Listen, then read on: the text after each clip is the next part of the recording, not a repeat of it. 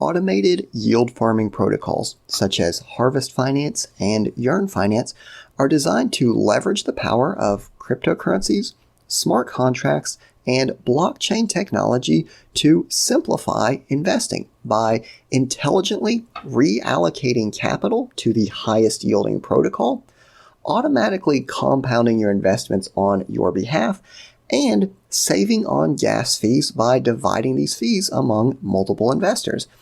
If they sound complicated, that's because, well, they are. But we're going to break them down and make them nice and simple to understand in today's video.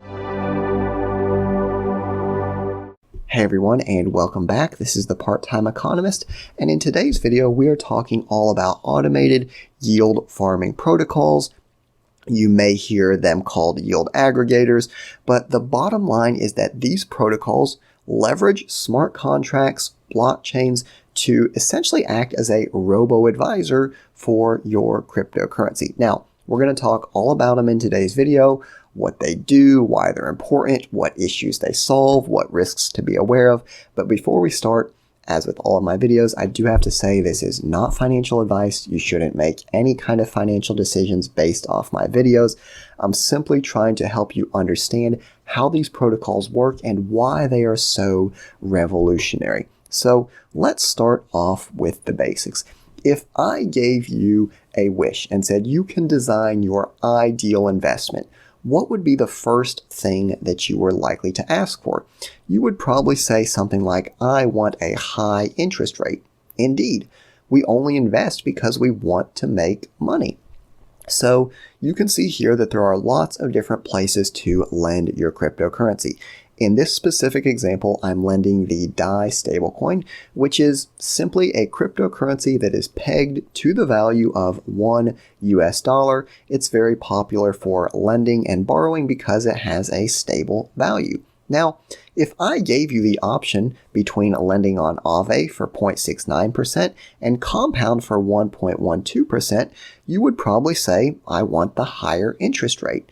And you would be right, assuming that they are both equally safe, they're equally risky.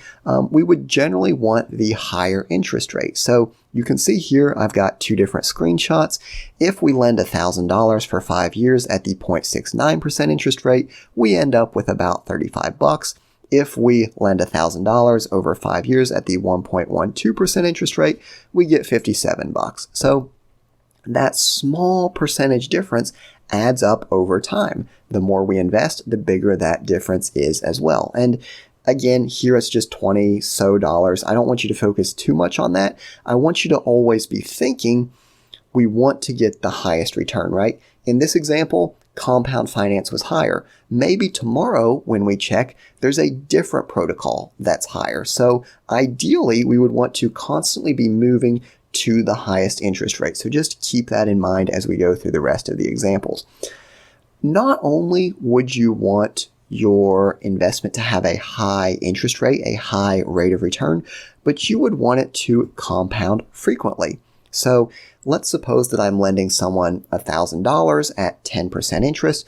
If that's compounded annually, at the end of the year, they're going to pay me $100.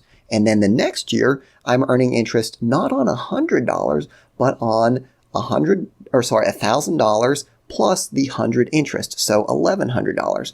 But I have to wait till the end of the year to start earning interest on that increased amount.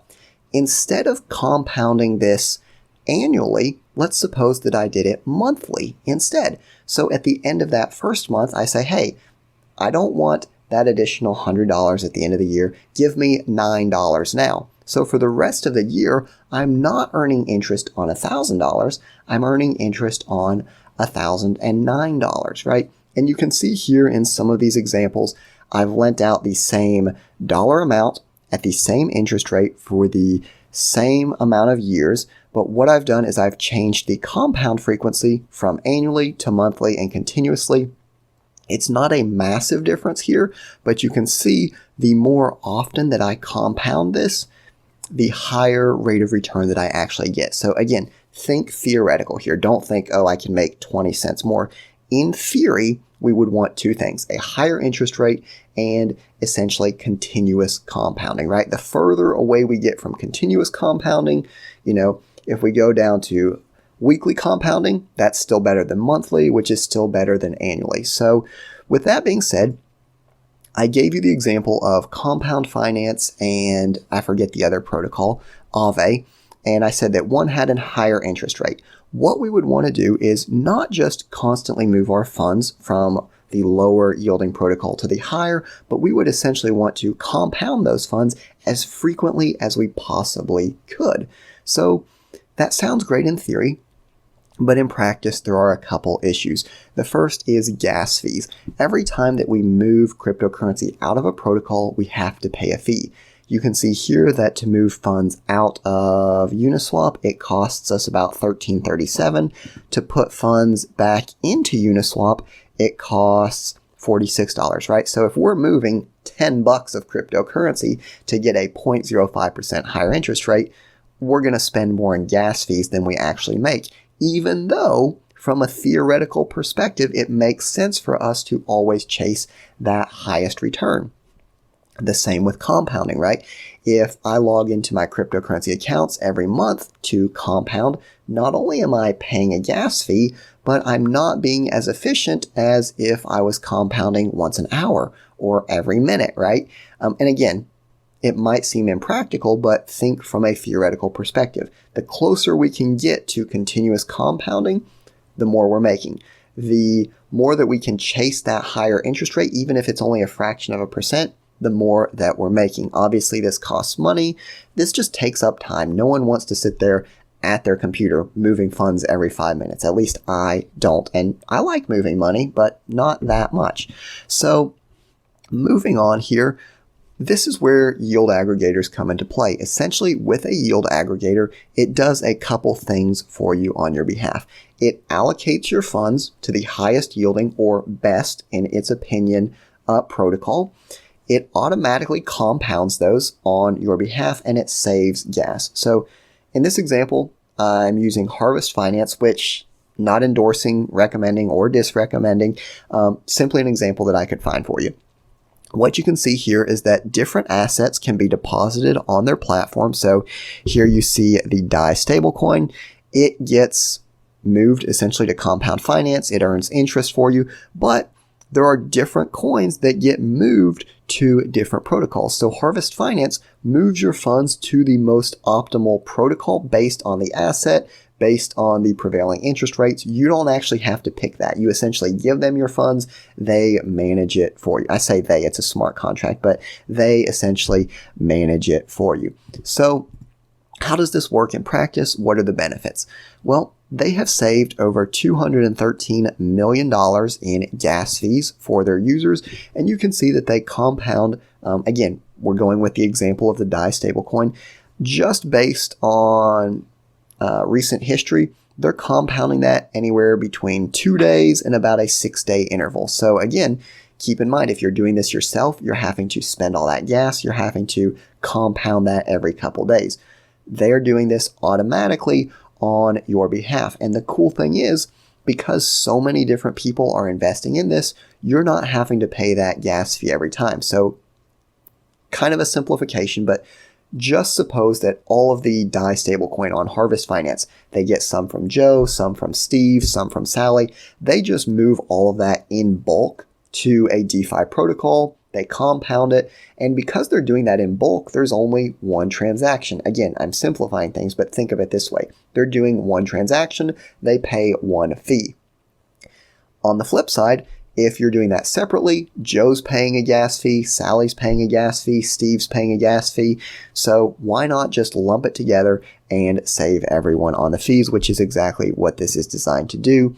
Not only that, but what you will see is that there are sub-transactions that go into that. Don't want to get too deep into it here, but essentially what happens is a portion of the earnings goes to increasing your value in the protocol, and then a portion of the earnings goes to buying back their farm token. Again, that's a subject for a different video, but I just wanted to show you there's a lot of stuff going on behind the scenes that you don't actually have to worry about. So to summarize, I want to make this very generic and very broad so it doesn't come across as any kind of endorsement. what you can see here is this is a simple graph, again, from Harvest Finance that shows in black your yield without using Harvest Finance, and then in white the yield with Harvest Finance. And you can see that there is a higher yield in every circumstance when you use them. And I specifically like that they didn't put percentages on this graph. So they didn't say using us you get a 2% higher yield, because it is going to vary widely. You might get a 1% higher yield, you might get a 0.001% higher yield. But in general, you will get a higher yield, and this is not specific to Harvest Finance. Basically, every yield farming protocol, every yield aggregation protocol, whatever you want to call it, they're generally going to offer you a higher rate of return for a couple reasons. Number one, they're going to save you on gas fees, right? So even if you put your funds into the exact same protocol that Harvest puts theirs into, you're going to have lower gas fees when you compound them, when you move those funds, right? So number one, you're saving on those gas fees. Number two, remember, they're moving those funds between protocols that offer the higher interest rate. You might not look at your cryptocurrency for a while. Interest rates might change and you might not feel like moving it. They're going to do that for you. On top of that, almost every yield farming protocol that I know of has their own governance token that they essentially give you for participating with them, right? So you're kind of getting their governance token on top of your other earnings, which, if you remember from the screenshot that I showed you of Harvest Finance, that's why there was multiple icons. One of them looked like a tractor. That was the percentage of your earnings that was coming from getting their farm governance token. But just to wrap everything up, yield farms or yield aggregators, whatever you want to call them, are essentially a way of pooling funds from multiple holders of cryptocurrency and then turning those funds over to, kind of like I said, a Robo advisor that moves those funds to the best protocol and gets you a higher rate of return, automatically compounds them. Again, the interval, all of the specific details is going to depend on the protocol, right? There's no, every single yield farm compounds once a week or once a month. Every single yield farming protocol puts their DAI stablecoin into this protocol. It all depends. But in general, they're going to move them to the best protocol as they see fit. They're going to compound them at some kind of regular interval. And then they're also going to give you your governance token kind of to sweeten the deal as well. So I hope that made it easy to understand a little bit more about yield farming, yield aggregators, what they do, and where they're beneficial. I do have to say the risks before we close out the video. Obviously, there is a lot of risk. Number one, the underlying cryptocurrency itself. Regulation can come into play, right? What if the government bans cryptocurrencies? What if the cryptocurrency itself goes bust? What if something happens to the DAI stablecoin? Not only that, but there's risks on top of simply holding the cryptocurrency. So if I've got cryptocurrency in my own personal wallet, yeah, there's some things that could happen, but now I start lending it out. Now I start giving it to this automated yield farming protocol. There's smart contract risk. There, in fact, have been hacks of Harvest Finance. They are audited. They tried to make people good, but hacks are definitely not unknown in cryptocurrency.